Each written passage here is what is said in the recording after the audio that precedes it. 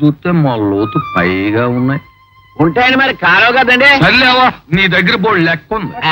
పొద్దు వద్దంటన్నా ఇంటించుకోకుండా పొలం అమ్మేసావుగా ఉండదా మరి? సొమ్ములు తడిసిపోతాయి, జాగ్రత్త. దిగండి అలా.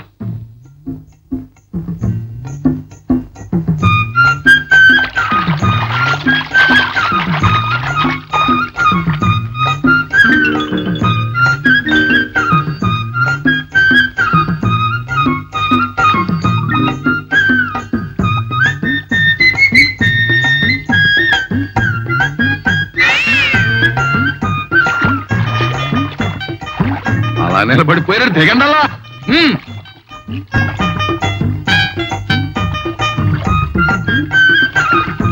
చేసిన పంచంతా తడిసిపోయింది. నా చీర కొంచెం కూడా తడవలే. నా చీర కూడా తడవలే.